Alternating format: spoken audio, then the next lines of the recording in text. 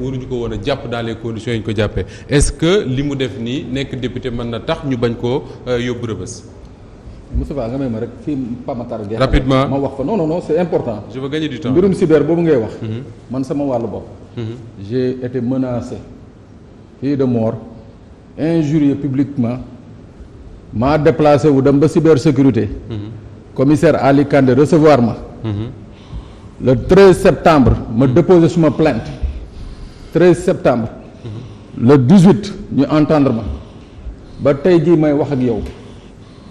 bu ma leen wooyee wala ma jaar fa ne leen kii ma porté woon plainte ñaamanoo ñu ngi koy woo pour mu ñëw mais ba léegi ñëwagul ma bàyyi leen fi dem déposer di plainte chez le procureur Serigne Bassirou Gueye mu jëlaat plainte boobu yónnee ko cyber ba tey jii may wax ak yow traité wuñu ko donc ça veut dire que quelque part ce service là si prompt à aller prendre quelqu'un parce que effectivement li mu wax au-delà de son statut d'homme politique moi je condamne ses propos. Je le condamne parce que vraiment kii mu ko xal tamit c'est vrai que ñun ñëpp ay pères de famille nañu ay responsables nañu mais kii il est une institution même si quelque part aussi on peut évoquer le fait que il est chef de parti en même temps il est président de la République donc autant le gars peut s'adresser au chef de parti autant il peut s'adresser au président de la République mais toujours est-il que nit la wax te wax jooju dafa tegginuwul léegi par rapport à son statut de député. de député oui.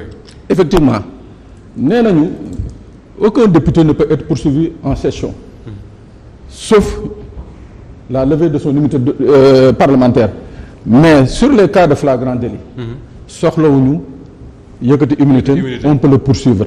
D'accord. Mais le drame bu ñu gisee tey jii le réquisitoire introductif du procureur qui saisit un juge d'instruction au lieu d'envoyer Serigne Bara en flagrant délit lundi prochain ñu dugg ci procédure d'instruction mais ça veut dire que quelque part on veut nous refaire la même chose mooy li ñu defoon Cheikh Omar Diagne moom la ñu bëgg di indi mooy que tey jii qu'est-ce qui est mis en branle mooy que daañ ko jël jenc ko de manière légale entre guillemets parce que tamit bu dee ci délit diffamation bi ak injure publique bi parce que injure bi di ko Amadou waxee mën nañu ko établir peut-être que sur la diffamation mën nañu supposer ni que am na diffamation mais diffamation ñun ñëpp fii xam nañu Sénégal ni que bu bëree ba bëri rarement nañ fay dégg une peine ferme rarement léegi ñu dugal benn délit bi nga xam ne moo gën a garaaw mooy délit d'offense au chef de l'État juste pour faire un rappel historique en 1881 bi ñuy indi le délit là en France c'était un délit considéré comme un délit de crime de lèse-majesté c'était parce que les pouvoirs yi ñoon egsi pour les protéger il fallait créer ce délit là def ko un fourre-tout boo ne Moustapha Karom dafa ñaaw ñu ne da nga ko saaga voilà c'est comme ça que ce délit a progressé jusqu'à la cinquième république cinquième république kii nga xam ne mooy De Gaulle xaw ko dëgëral mais boo xoolee bi fi De Gaulle jógee ba léegi ba biñ koy abrogé en France en 2013 il y a que 6 personnes qui ont été poursuivies pour le délit d'offense au chef de l'État parce que on considère que c'est un délit qui est unique mooy que tey jii le magistrat su ko neexee c'est à lui de mettre un contenu dans ce délit. Le délit est là mu def ci li ko neex. mu def ci contenu Moustapha Diop nga ne ko Karam dafa ñuul nga ne non mu ne non waxoo loolu donc c'est un peu ça la gravité de ce délit te boo xoolee ñëpp ñu poursuivre. fii au Sénégal il faut prendre l'exemple. ñëpp ñu fi poursuivre pour délit d'offense au chef de l'État. Ils ont été juste condamnés pour la durée de leur peine de prévention. mooy le temps ñu tëdd foofu quoi. boo fa toogee 3 mois nañ lay tëj. ñu la après bàyyi la nga def. waaw alors avant ñuy may Birame ak Amadou ñu toll ci liñ fi jot a dégg yëpp Mame Birame est-ce que da ngay def comme Pape Sané condamner justement les propos yi nga xam ne Cheikh Abdou Bara Dolly Mbacké yëkkati na ko ba tey jii tax mu nekk ci Rebeuss. waaw Moustapha xam nga man Cheikh Abdou lu mu wax avant ñu ko ci convoqué. man dama si jot a waxtaan ak un ami. ma ne ko tey ñu bëri ñu ngi def seeni commentaire li ñuy gën a wax nekkul mobilisation Yewwi Askan Wi mais wax ji fa Cheikh Abdou wax ma ne ko nag pour man moo ko tey dafa doon saboté mu ne ma lu tax nga wax loolu ma ne ko li ma gis mooy Cheikh Abdou bëggoon na dugg Yewwi Askan Wi. gars yi na ko fii doo fi dugg. ba waa ñu ne waa PUR ñoo ko baare. léegi moom mu jaaree wàllu. ba mu ñu ñëw dajeeg ñoom Ousmane Sonko ci benn meeting. donc su fa waxee wax ju rëy ba kenn du ko delloo ci plateau bi dama jàpp ne sabotage la te boo seetloo tamit depuis boobu pratiquement loolu rek la ñuy wax léegi bu loolu weesoo. xam nga su ma nee sabotage la moom mooy que ànduma si. oui parce que dama jàpp ne mun nañu politique mun nañu débat ci lu ne. mais ci programme la war a doon. ci xel la war a doon. ci gis-gis la war a doon warul à aucun moment mu déborder mais xam nga li xew nii. mënoon na ñàkk am Moustapha. lu tax pourquoi parce que Cheikh Abdou ba muy dem ci meeting ba. bu doon dégg na ni doomu Moustapha Cissé Lo jàpp nañ ko. wala ñu ngi koy wër xëy na dina jàpp ne. Sénégal kat xëy na wax ju ñaaw ji bëri na fi trop. mais am na wax yoo xamante ni boo ci yeggee. mën na la indil ay jafe-jafe. doomu Cissé Lo pourquoi. doomu Cissé Lo bi. daf ko accusé lu garaaw sax. très bien. wax ba ne Cheikh Abdou. très bien wax ba ne. borom ñaari tur la ba tudd ab waajum ne bitim réew la nekk faram la. mais qu'est-ce qui se passe dans ce pays. donc xam dama jàpp ne bu boobaa bu doon bu muy ñëw ci meeting bi kooku waxoon wax jooju dégg na ne ay topp fekk na ko ci walla avant boobu sax. ñu ne Ahmed Suzanne Camara que mu nekk un responsable de l'APR ou qu'il soit un membre simple en tout cas lu mu wax waru ko wax bu doon ba mu ko waxee. avant Cheikh Abdou ma ngay dem ci meeting ba déggoon na ne. jàpp nañ ko walla ñu ngi koy wër.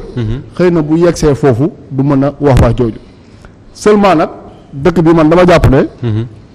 depuis quelque temps même si yàgg na fi. man su may def historique wu saaga yi. Souleymane Jules Diop laay wax ne moom moo jàngal ñëpp. lii ñuy def ni live yi di moo ko njëkk a def très bien dama naan moom moo jàngal ñëpp. daan saaga Macky Sall saaga président Wade saaga Karim Wade bàyyiwul sax Alaaji Baara Mbacke Falelu mi nekkoon xalif général des Mourides à l'époque. Sénégal ba mu yàqoo mooy ba Macky Sall amee récépissé parti. moom moo ko wax moom Souleymane Jules Diop allez-y Mame Birame. très bien te pourtant kooku tey jii nii moo représenté Sénégal UNESCO fa nga xamante ni affaire culture lañ fay waxtaane ak yeneen ak yeneen. moo fa représenté tey Sénégal te nee naa moom mooy le précurseur maanaam moo jàngal ñëpp ci moom la ñu inspiré woo ay Assane Diouf ak yeneen consorts yi ci moom la ñu inspiré woo donc bu doon que fa mu déparé état bi taxawoon na ci taxaw bu war yaakaaruma ne loolu dina law ba yegg si fii léegi nag xam nga Amadou Ba mu ngi wax sànq ne suñu continuer nii président loo ko wax rek mën nañ la ci jàpp.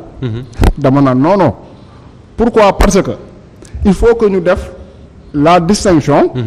entre le président de la République et le président de l'APR. mais c'est ce qu'on peut pas faire finalement. mais si on peut le faire.